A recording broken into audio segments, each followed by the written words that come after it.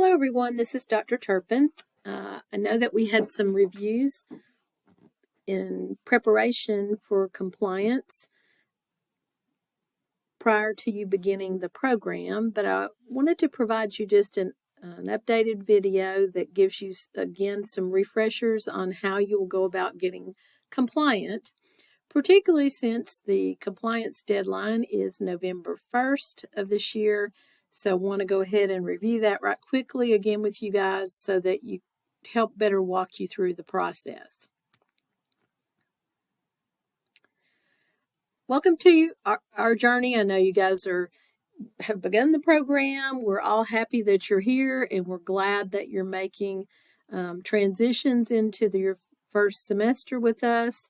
And we hope that everything is going well. And if you need support from any of us, please feel free to reach out at any time. So nursing student compliance for the RN to BSN program is ongoing. It begins with your admission to the program, and it is contingent. You continuing in the program is contingent on you attaining compliance by the first deadline and maintaining that throughout the program.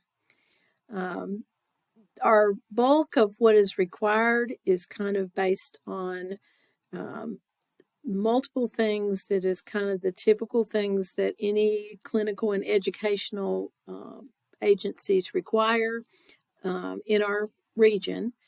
And so you want to pay very close attention to what all you need to do about this and kind of get moving with it as soon as you can in the fall semester if you haven't already started. You will continue to use a document that's in your As You Learn project site that is entitled Nursing Student Compliance Checklist, and this helps guide you about what all documentation that you must have to be able to upload to the compliance system. And again, compliance in general with our programs or our department policies is not just things that goes in the Complio system, but it's really abiding by policies, by the Department of Nursing, the university, having the grades and keeping your GPA within a range where you stay in the program.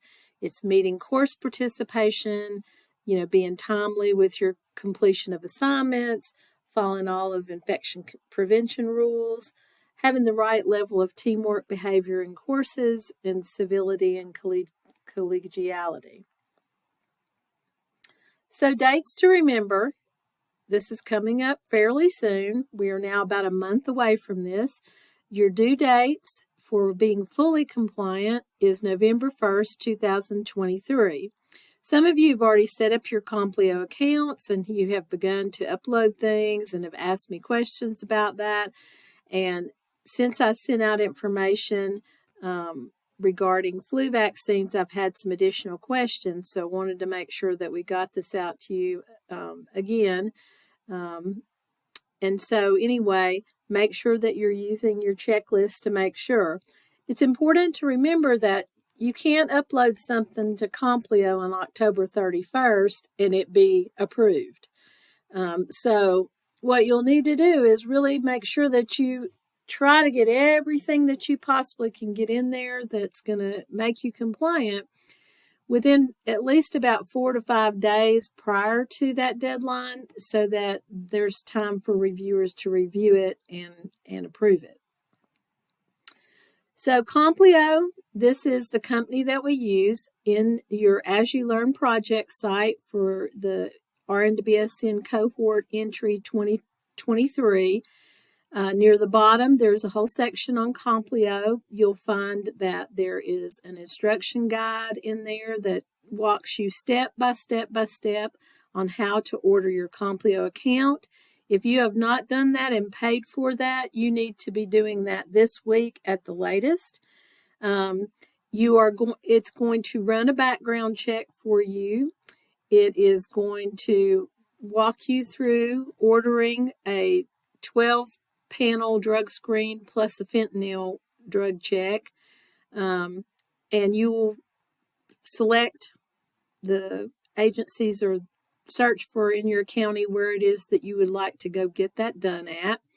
And it also is going to include a compliance tracker that's going to keep all your records together for 2 years. You will need to make sure when you are doing the ordering that you are selecting not the BSN program, because that refers to our pre-licensure BSN program, but you will need to select the RN to BSN package when you're doing your order. These are some of the main elements to complete. You must have a physical exam. You need to have the safety and technical standards form that is there filled out by yourself in advance of your doctor's appointment for your physical exam. And you would go over there and take both the physical exam form for our program and your portion completed of the questions on the safety and technical standards form. And then your doctor will do the physical exam and fill it out and all that. And then he or she or your provider will review your answers to the safety and technical standards and just sign off and date that they have reviewed it and they didn't have any changes or questions of you. For those of you that everybody needs to have an initial TB test, and you'll be required to do that annually. There is information in there about initially you need to have what's called a 2-step test, and that is one TB test, skin test placed, and then a second one test placed 7 to 21 days later, and both of those results. If you don't feel like you have time to kind of get those two things done and both of those checked, it is also permissible for you to do a blood test, and we'll talk a little bit more about that, and that sometimes will save you some steps. There's a whole long list of immunizations that is on the student compliance checklist, and with good explanations of what's required. You will also find in Complio that if you click on any of the elements or requirements in there, it will give you a description as well. So if you're in the computer, you can find that without having to come back out and go look at a document. I already mentioned the criminal background check and drug screen, which is part of the order. And then you'll also be uploading forms and training records. So this is just a little bit of more detail. I won't read this to you, but for what I kind of already said somewhat about the physical exam and safety technical standards form. The main thing to take away from the technical standards form is that you're really kind of evaluating your ability to meet cognitive, affective, and psychomotor requirements of the nursing curriculum. And, if there's needs that you particularly have or you might need accommodation, then we will refer you, to our Office of Disability Resources, and they can review what needs that you may have and then help guide you through the process of how the program can work with you to meet some of those needs. TB testing, here's just what I kind of briefly said about the 2-step process. It's really 2 separate PPD skin tests that are sequentially administered, and they have to be precisely placed 7 to 21 days apart. If they're placed 6 days apart, they won't be accepted. If they're placed 25 days or anything past 21 days apart, that will also be not accepted. And here is your 2 different blood tests that you can use as an option just to forego all those multiple trips for getting tests and getting read, because each PPD test of those 2 have to be read within 48 to 72 hours. So you're talking about 4 trips to go get TB testing versus 1 trip to get blood tests. So anyway, those are just some elements, and you will have to get an annual test redone every year before the 365-day mark is up. This is just a longer outline for immunizations, and I won't bore you with every single one. There's a few in there I'd like to mention. Some of you maybe already have had a Tdap or a tetanus diphtheria booster, but it has to be within the last 10 years. If it comes up for that past that 10-year mark while you're in the program, you will have to get a booster again. For varicella, the measles, mumps, and rubella, both of those require 2 doses of vaccine, or you have to go and get a positive titer drawn that shows that you're immune to measles, mumps, rubella, as well as varicella. So just something to think about if you're going to get blood drawn for the, TB test. Do I have all these other elements, and or do I need other titers drawn? For hepatitis B, many of you probably had 3 doses of hepatitis B when you were younger. If you're an older person, you may have gotten those when this first came out in the 90s if you were working, or whenever you went to work sometime after that. And in most of those situations, the 3 vaccines were given, but there never was a positive titer or a titer requirement to follow that. So you may find where you've got the 3 vaccines, but you still may need to go get a titer drawn that shows that those made you immune. Some people will go and get that very frequently where the titer comes back, I'm not immune. And so at that point, if you decide, I just don't really want to deal with any more of that. I'm not going to go back and get repeat vaccines or what have you. Or if you already know that now, you're at any point related to hepatitis B, you may complete a hepatitis B declination form. And any of our forms are located on the Department of Nursing website under the Student tab.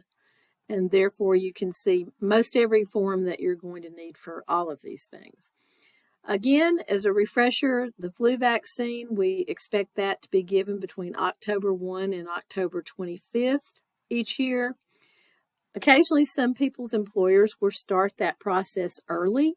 I've had a handful of people reach out to me already with, I got it on September 29th because that's when my employer offered it. That's okay, but it's not going to let you upload that to Complio correctly. So if you should, by any chance, be someone who got your vaccine, just at the very beginning of the flu season, right at the end of September, you can certainly send me a copy of that.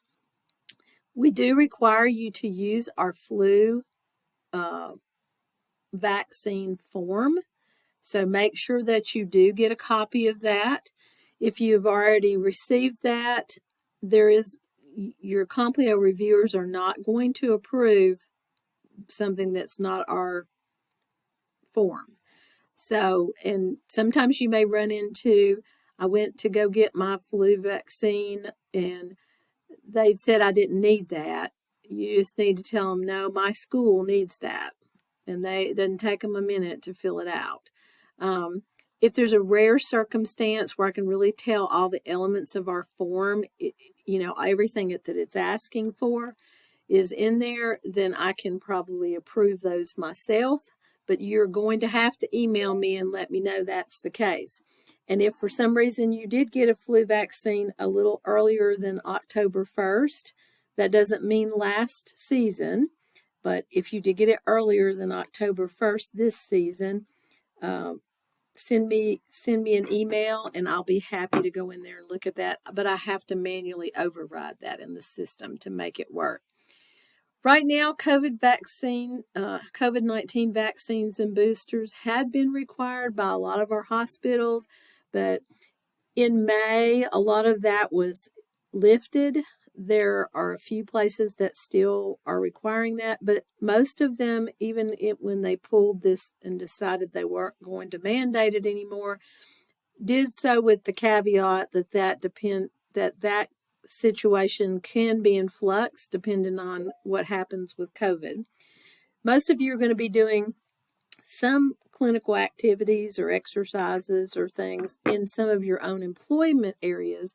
So really and truly, the COVID vaccine, for the most part for the RN to BSN program, really has to do with what does your individual employer require. And those are just, again, reemphasizing some of these things that we've just mentioned, so I won't repeat all that. The background check and drug screen I've mentioned. You can be, sometimes people will have a background check that comes back with something in your past. If it flags something, it's going to bring that to our attention. And then my role is to bring that to the person that's in charge of our department. And then they may ask for some additional details or some further documentation as needed. And there are some clinical agencies, even though you work somewhere, if that comes up and you're doing some student activities in their agency, when you're doing those, you're technically not, you may think you're doing them at work, but technically you're doing student things. And so they can technically hold us responsible for letting someone be there that doesn't have a cleared background check or drug screen. That's how our legal agreements with these healthcare agencies are. So the drug screen, just know that our Department of Nursing has a no tolerance policy about substance abuse. This really doesn't apply a whole lot with you guys, but there are options, if students have problems or they, had some kind of an injury or accident, they can be tested for cause.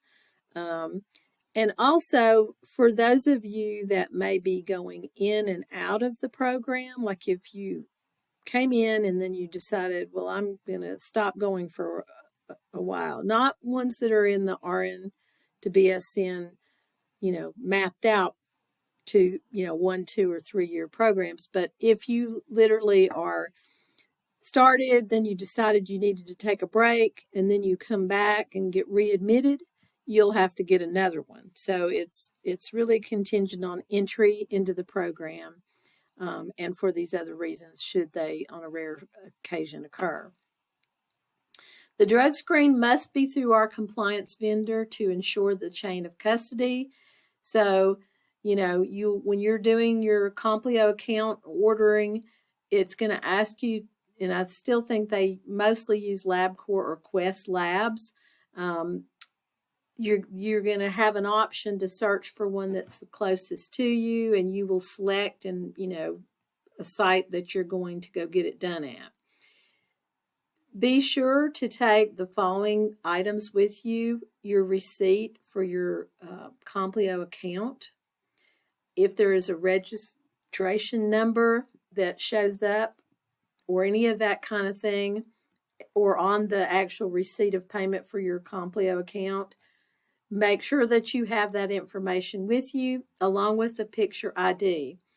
Occasionally, I've had an online student that just didn't pay that much attention to this, set up an appointment. They showed up to get their urine drug screen, and they never mentioned that this was part of, I'm here to get this because I've already paid for it with Complio. And so there's been 2 times that LabCorp didn't ask anything about it. The student didn't identify it was associated with this type of order. And so they just ran a drug screen on them, and it ended up having to be at their cost, because once they've already done it and registered it and set it up however they set it up for their own payment, they can't go back and connect it to your Complio account results. So just be careful about that. And of course, you do have to have a picture ID to make sure that you are the person that, is being tested. You're going to have some things in your RN to BSN project site. Hopefully all of you have navigated and been able to get to that so that you can even see this video. But there is a HIPAA training, short little PowerPoint to review, a little quick exam. Same thing for bloodborne pathogens. There is the North Carolina AHEC core orientation. You will click on the link that's in the project site for that and do that training. And once you're completed with that, you will print off the certificate. And there are instructions in there also for how you can print out the exam results for HIPAA and bloodborne pathogens as well. But you'll need to show that and upload those examples with your name and your banner ID on the documents, on every document that you upload to Complio. But that's how your reviewers know it's you, and if you have to meet certain scores on their exams, which HIPAA and bloodborne pathogen is 90% or higher, and then the core orientation just gives you a certificate. But those things will have to be attached to the actual requirements for those 3 items and put in the dates that you did those, and then that's how you submit that in Complio. If you need, again, here's the link to the students page tab that I mentioned earlier, where all of our departmental forms are available. And some of the forms in Complio, like signature forms, some of those are done by electronic review and signature. So you don't, in those categories in Complio, you just do kind of an electronic signature, and that keeps you from having to download every form on this site. Also, the forms that you would need besides being here, they're actually attached in the sections in Complio too. So it just depends on whatever's quicker for you. But I wouldn't go out and print every form that's on our website because you're not going to need all of those for everything. Of course, you need to have an RN license and keep it in good standing during the program. And you will need to do a license verification at the North Carolina Board of Nursing website, and then save that as a PDF. It gives you an option to print, and I would print to a PDF or print it and then scan it if that works better for you, if you don't have easy access to save things from what you're doing it from. But you will have to keep that up to date. If you have any license issues or changes or something that's under investigation with the Board of Nursing, any of those kind of elements, you are required to report those to me within 24 hours of them occurring. And that is just because you have to maintain licensure. And so if there's an issue going on, we need to be aware of it really early. We also require the American Heart Association BLS for CPR and AED training for healthcare professionals. Some of you may be on, at your workplace, may have the American Red Cross BLS, and it's not going to accept that for you. So if by chance that applies to you, I can submit that for you to the RN to BSN coordinator for like an exemption, or that it can be counted in place. But again, this is something that I would manually have to fix in the Complio system if the RN to BSN coordinator approves that substitution. And it only applies if you're working at an employer site that requires a different kind of certification because of the company they use. We do have these courses available here where you can do this on our site to get checked off here in Boone with Mr. Lee Whitman in our simulation lab, or you can also and do that. Usually doesn't take a long time. Some of you might be more local, but if you're not, that is one option for those that are a little closer if they do need it. This is more details about your Complio account. Again, refer to the As You Learn project site for your cohort. And this just kind of gives you some instructions on how do you get into the RN to BSN As You Learn project site. And then, other different things that you're going to see in there is a lot of these same things we're talking about are all going to be in there. It's just a matter of going down through the list and exploring them and figuring out where they all are. I am always happy to guide you. So if you have any questions about anything, please feel free to email me directly. And again, my name is Dr. Becky Turpin, and I am the Director of Compliance and Student Support.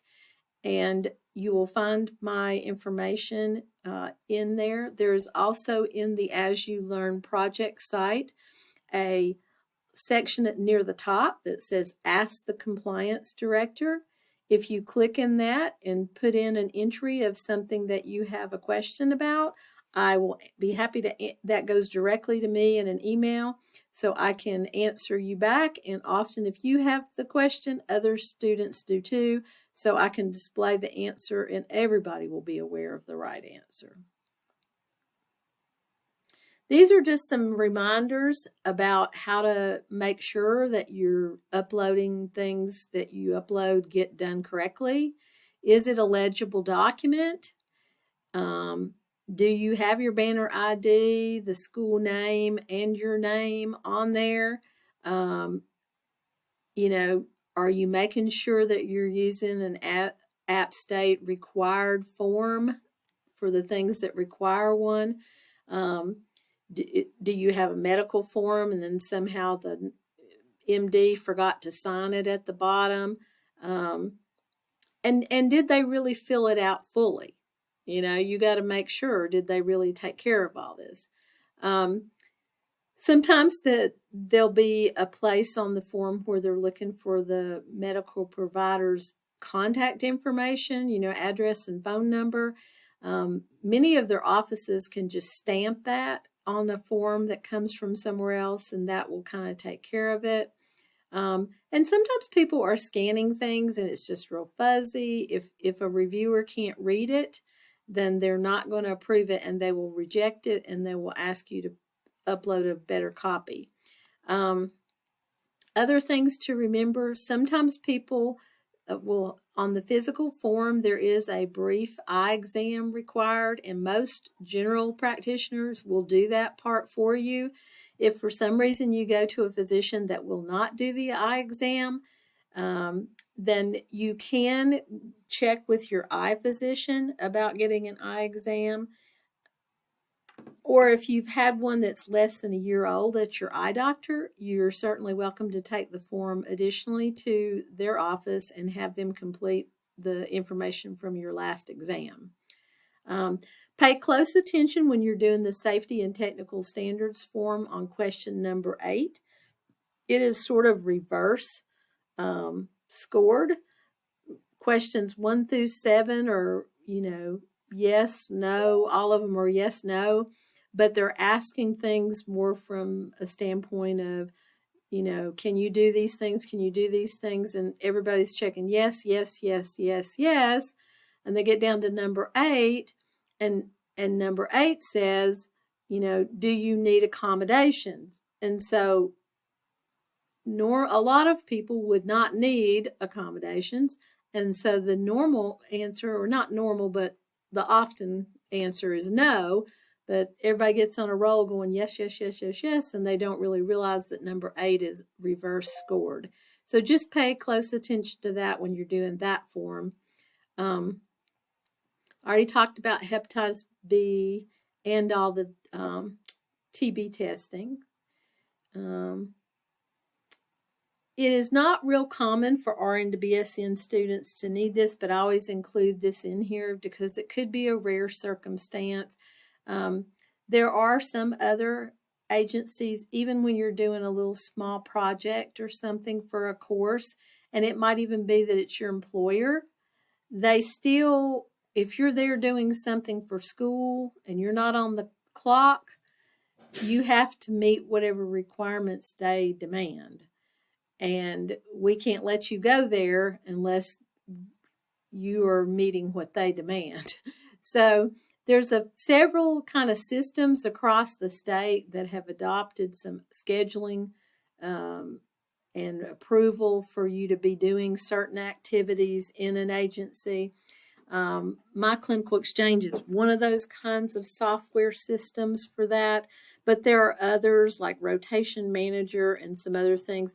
So it's pretty uncommon, but really rarely and occasionally you may have to be paying one more time for one of these kinds of things. So should that be the case for anything, I would certainly be the first one to let you know that. But so don't worry a lot about that. I just bring that up to say in some rare cases, there are some additional account things that some agencies require, even when you're doing something simple as a student. So I won't take questions for right now, but I would encourage, if you have any questions, please put them in the Ask the Compliance Director discussion forum in the As You Learn project site, and I will be happy to answer those. And you can always email me directly. Again, my name is Dr. Rebecca Turpin, and so my email address is turpinrl@appstate.edu. I will be looking forward to seeing lots of documents and lots of accounts being set up and finalized. And I will be doing audits on November 1st and 2nd to go through the MSM program and the RN to BSN programs.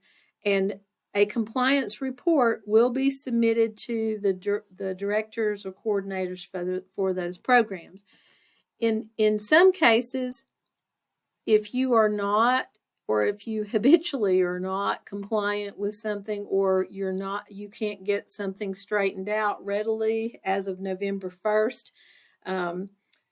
that it can put a hold on your ability to register for the next semester. So I just bring that to your attention so you'll be aware of that up front. And if there's anything at all that I can help you with to get things moved along in your compliance things in Complio, or help review quicker. I cannot review everybody's accounts on Halloween night all night long, though. So just know, if you have something weird that's been taking a while and you don't know why somebody's not approved something in there, if it's been in there more than 5 days and you're not getting in and nothing's happening with it, shoot me an email, and I'm happy to look in there and see if it's something I can go ahead and review and approve when I'm here in the office. Thank you guys for your attention, and we look forward to getting you all compliant.